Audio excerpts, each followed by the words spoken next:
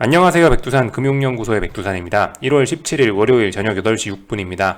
미국 주식시장이 금요일날 소매지표 판매가 쇼킹하게 나오면서 약간 장중에 흔들렸었죠. 그래도 결과적으로 반등을 해서 마감을 했습니다. S&P가 이제 전통적인 친구들이 많이 모여있는 시장이니까 조금 더 약했고요.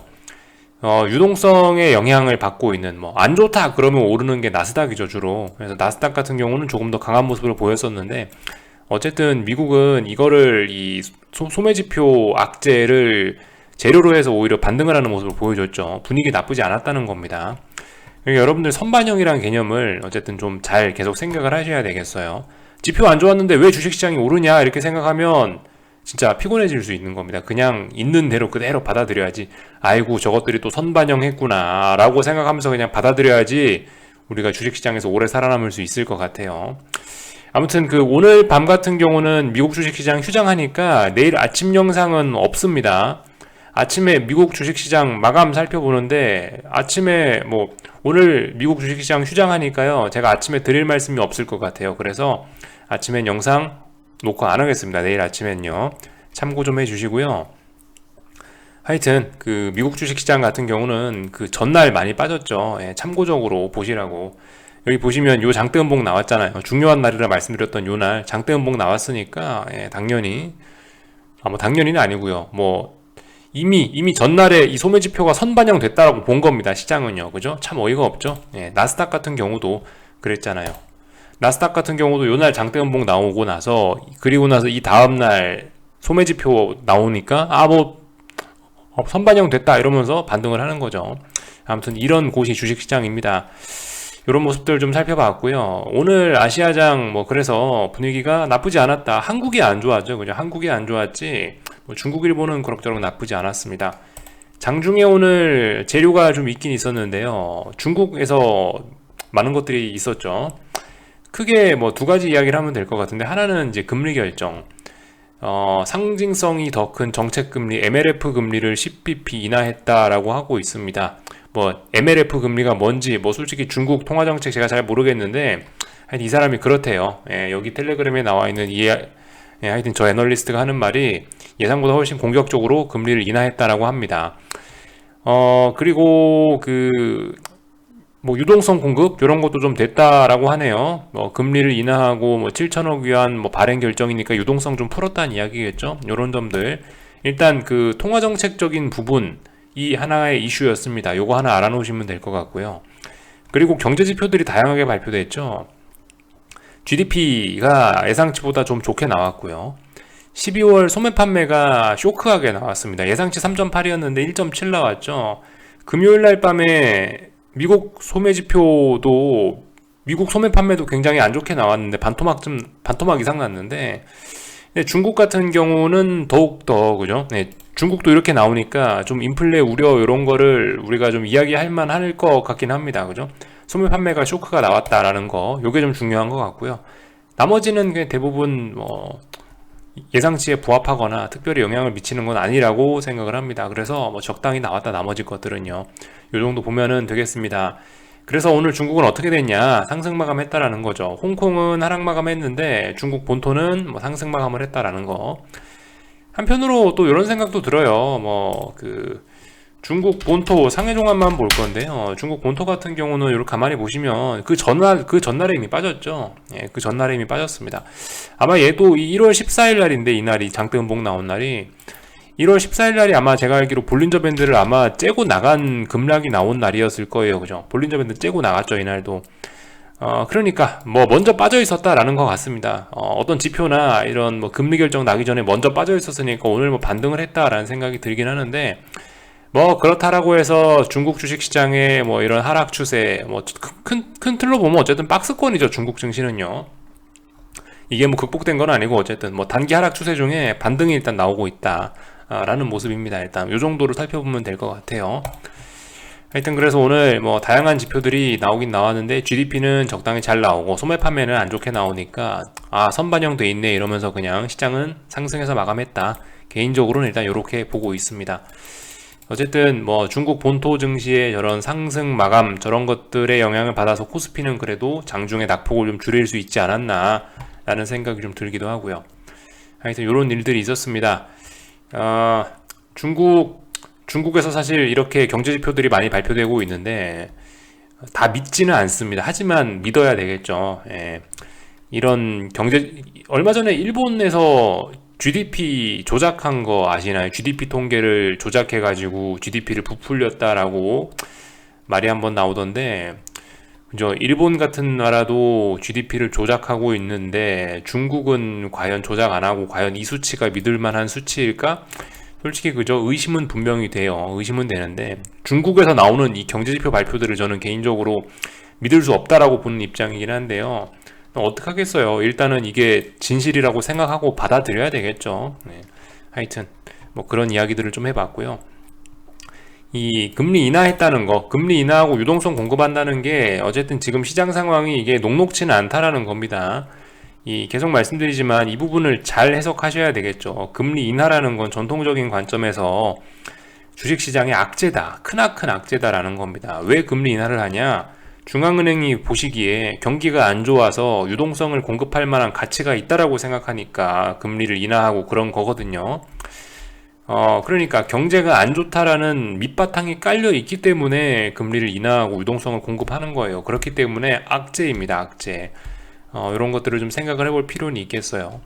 그리고 이제 연속적으로 이제 금리를 인하했다라는 거에서 우리가 금리 인하했네, 주식시장에 이렇게 영향을 미쳤네, 끝, 이게 아니고 이제 환율까지 좀 한 번 더 우리가 좀 같이 생각해 보면 더 좋을 것 같긴 합니다. 이제 이게 중국 위안화, 달러 위안 환율인데요. 일단은 장중에 금리 인하 소식에 위안화 약세가 장중에 나타났긴 했지만은 결과적으로 마감할 때는 전부 다 되돌려서 이렇게 마감을 했네요. 우리 이런 부분을 좀 잘 보긴 해야 될 겁니다. 지금 중국 위안화가 일단 어딘가에서 일단 하방 경직성을 보이고 예전과는 다른, 예전에는 시원시원하게 이렇게 위안화 강세가 펼쳐졌었는데 작년부터는 이게 시원시원한 강세는 나오지 않고 있죠. 그냥 옆으로 기면서 버티고 있죠. 일종의 하방 경직성이 강하지는 않습니다. 약하지만 하방 경직성이 어느 정도 좀 보이고 있긴 한데요.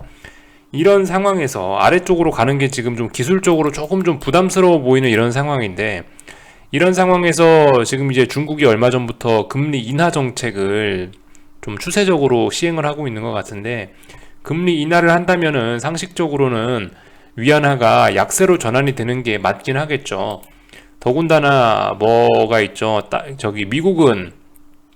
미국은 긴축을 이야기하고 있는데 중국은 완화를 하고 있으면은 당연히 통화 가치는 누가 생각을 해봐도 달러 강세, 위안화 약세가 나올 가능성이 높을 겁니다. 그래서 지금 이 연말 연초부터 해가지고 이렇게 금리 인하 이러고 있는데, 이런 부분이 위안화에 미칠 영향을 우리는 좀 잘 봐야 될 것 같긴 해요. 이 부분이 굉장히 중요하다고 봅니다. 어쨌든 지금 이제 저는 뭐 코스피 숏을 뭐 계속 들고 오고 있긴 한데 분명히 위안화의 영향도 좀 많이 받긴 할 거예요. 지금까지 그나마 위안화가 이렇게 계속 강세 흐름을 그래도 어느 정도 보이고 있으니까, 그러니까 그나마 이제 코스피도 박스권 정도는 유지할 수 있다라고 생각해요. 얘가 이제 어떻게든 위쪽으로 이렇게 방향을 틀기 시작한다라고 하면은 이제 코스피는 본격적으로 변동성을 확대하면서 아래쪽으로 좀 그죠? 시원시원하게 박스권 깨면서 그렇게 갈 수 있겠죠. 어쨌든 저는 위안화가 버텨주기 때문에 지금 코스피가 버틴다라고 생각하는 그런 입장이에요. 솔직히 외국인들이 한국이란 나라를 볼 때 어떤 식으로 보겠어요? 그냥 경제적으로 봤을 때 중국 옆에 있는 뭐 중국과 비슷한 뭐 경제적으로 뭐 속해 있는 뭐 약간 중국 경제에 영향을 많이 받는 그런 작은 나라로 보지 않겠습니까? 그렇게 된다면 분명히 어쨌든 코스피 투자할 때 위안화의 영향도 위안화도 많이 신경을 쓸 거라고 생각해요. 아무튼 위안화 잘 보자라는 거. 근데 아무튼 아직까지는 뭐 눈에 띄는 이런 위로 올라간다는 이런 약세 전환 신호는 아직까지는 보이지는 않습니다. 다만 이제 지금은 아래쪽으로가 조금 좀 제한적인 움직임을 보이고 있을 뿐이죠. 근데 아무튼 우리 한번 생각을 해보자고요. 이제 기준금리 인하를 본격적으로 하고 있으니까 이런 부분이 환율에 어떻게 영향을 미칠지 우리 한번 잘 보긴 해야 되겠습니다. 뭐 어쨌든 여기 애널리스트 이 사람들 이야기로는 이게 뭐 예상치라는데요. 뭐 기준금리 인하가 뭐 계속 추세적으로 이어질 거다 이런 이야기들을 하고 있으니까 우리 한번 뭐 기대를 한번 해보자고요. 이 정도 이야기를 좀 했고요. 하여튼 뭐 홍콩 같은 경우는 뭐 이렇게 참 재밌죠. 하여튼 홍콩 같은 경우는 연초에 겁나게 많이 올랐던 증시인데 많이 오르니까 오히려 중국 오를 때 하락하고 이러는 것 같아요. 선반영이라는 게 무섭다. 우리 이 선반영이라는 개념이 어떻게 돌아가는지 빨리빨리 이해하지 않으면 주식시장에서 스트레스 받을 일이 좀 많이 있을 것이다. 이런 이야기를 좀 계속 드려보고 있습니다. 하여튼 선반영, 많이 오르면 대가를 치르고요, 많이 떨어져도 대가를 치르고, 그죠? 뭐 일단 그런 개념으로 생각하는 게 제일 좋을 것 같아요. 하여튼 금융시장은 결과적으로 그 누군가한테, 나는 싸게 사서 누군가한테 비싸게 팔아먹고자 하는 게 금융시장이라서 너무 많이 오른 거는 재미가 없을 가능성이 높고, 너무 많이 빠져 있으면 좀 재미있을 가능성이 높은 거, 요게 제가 봤을 때는 어떤 금융시장을 움직이는 주된 논리라고 봐요. 이런 논리 하에서 이제 선반영이라고, 이런 걸 이제 선반영이라고 그럴듯하게 표현을 하고 있는 거죠. 제가 봤을 때는 일단 뭐 그렇게 보고 있습니다. 그래서 뭐 그런 이야기들을 좀 해봤고요. 한국 주식시장 보기 전에 뭐 요런 기사들도 좀 있긴 하더라고요. 요즘에 중국이 뭐 코로나 제로로 만들겠다라는 뭐 그런 이야기를 하고 있으면서, 요즘에 그래서 뭐 중국 봉쇄 때문에 공급망 퍼펙트 스토어 온다, 요런 뉴스들이 다양하게 나오고 있더라고요. 무관용 코로나 정책 탓에 공급망 차질 우려된다. 그죠? 하여튼 인플레는 뭐 계속되고 있다. 요런 거를 보여주는 기사라고 생각해서 가지고 나와 봤습니다. 모르죠. 이런 것도 이미 시장에 선반영돼 있을지 어쩔지 모르겠는데, 아무튼 인플레이션이라는 게 추세적으로 잘 가고 있다. 우리 파워르장님 생각하시는 것처럼 일시적으로 이게 금방 해결되고 그럴 것 같지는 않아 보입니다. 그죠? 어쨌든 요런 기사들을 정도를 좀 살펴봤고요. 오늘 한국 주식시장은 뭐 일단 큰 틀에서 보면 계속 박스권이라 특별히 뭐 드릴 말씀은 없고, 오늘도요. 다만 이제 오늘 여러분들 이렇게 보시면 좋을 것 같아요. 아침에도 드렸던 이야기인데요. 일단은 코스피는 380에서 400 박스권이잖아. 일단 박스권이라고 일단 보고 들어가고 있는 겁니다. 일단 박스권이라고 가정하고 보고 있는 거예요. 그래서 지금 일단 370짜리는 너무 370은 하루 만에 갔다가 하루 만에 회복했기 때문에 이 자리 같은 경우는 일단 저는 아직까지 언더슈팅 정도로 보고 있어요.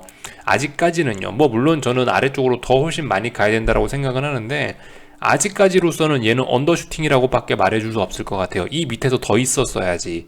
380 밑에서 지금 2거래일 밖에 없었잖아요. 한 3거래일, 4거래일, 5거래일 이렇게 못 올라오고 있었으면 언더슈팅이 아닐 수 있는데 하루 만에 회복했잖아요. 그러니까 이런 건 언더슈팅이라고 일단 좀 봐주고 있고요.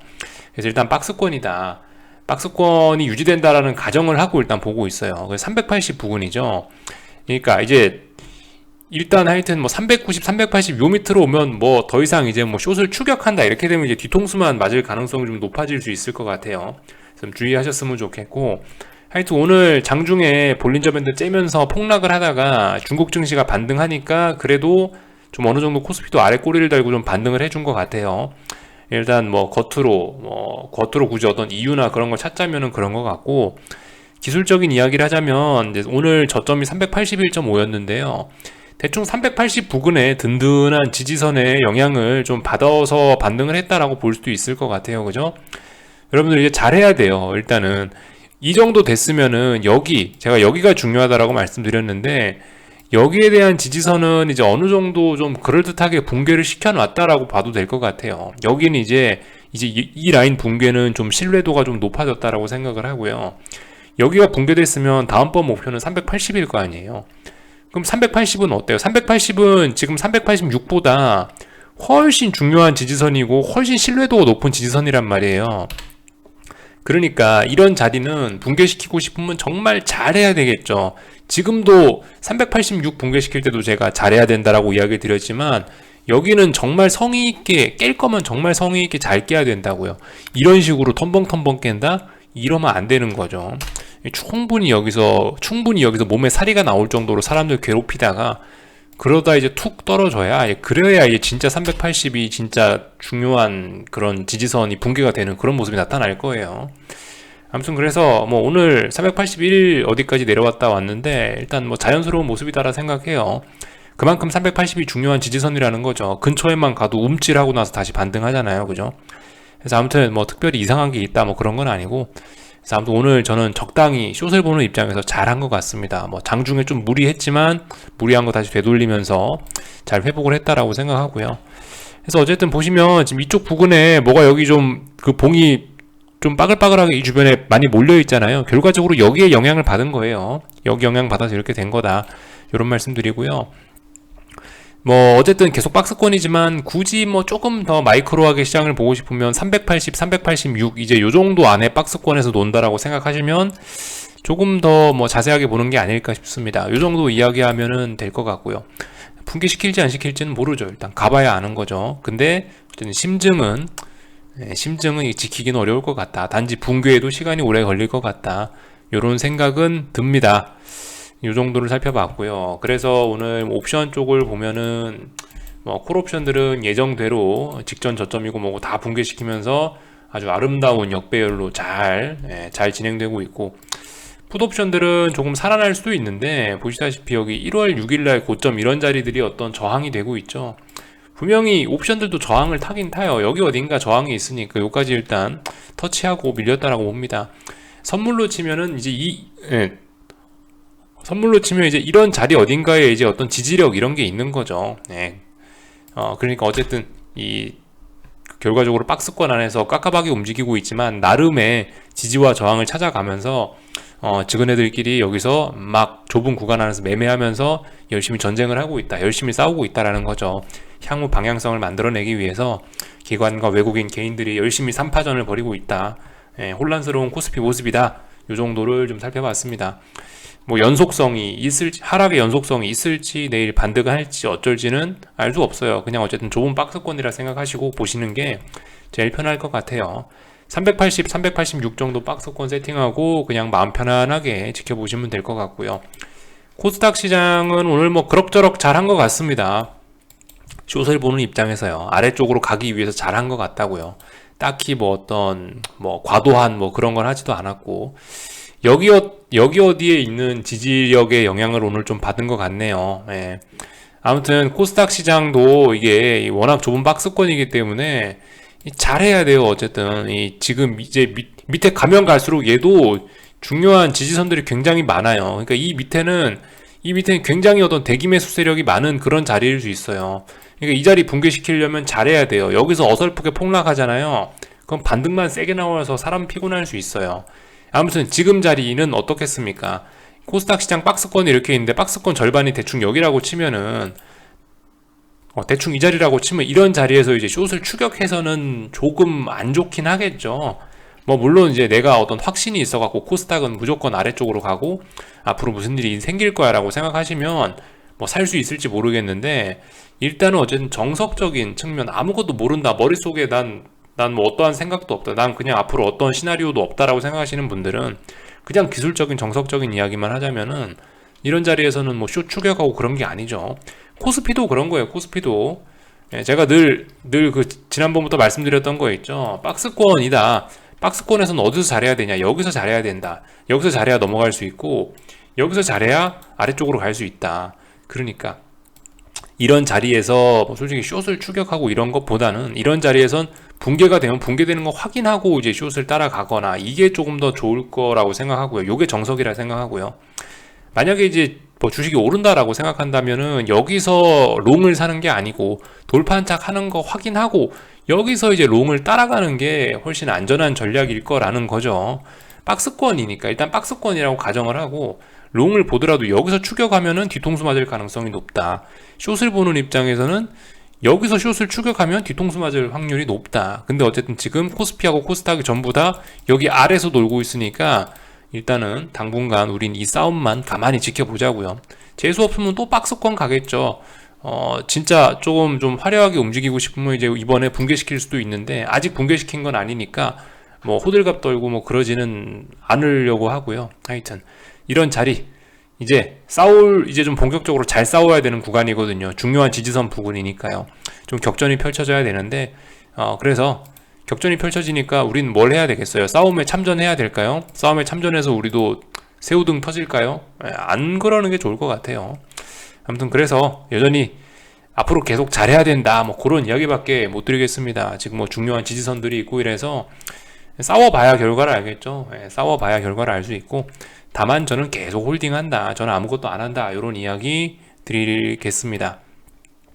원달러 환율은 1192원까지 일단 올라왔네요. 특별히 이상한 거 없고 1200원 부근에 확실히 매물이 두껍긴 했죠. 이거 소화하고 있는 과정이다 라고 보고 있습니다. 그래서 뭐 더 이상 할 말은 없네요. 미국 주식시장은 오늘 휴장이니까 미국에 관해서도 할 말이 없고요. 오늘 경제지표 발표되는 것도 밤에 특별한 것도 없고요. 하여튼 뭐 유럽은 올라가고 있네, 뭐 요거 정도만 보면은 될 것 같습니다. 그죠? 유럽은 뭐 적당히 상승하고 있구나, 요 정도만 보면 될 것 같아요. 여기까지 하겠습니다. 궁금한 거는 리플 남겨주시고요. 또 내일 아침에 뵙도록 하겠습니다. 여기서 마치겠습니다. 내일 아침 영상 없다고 했죠, 참. 네. 내일 저녁에 뵙도록 하겠습니다.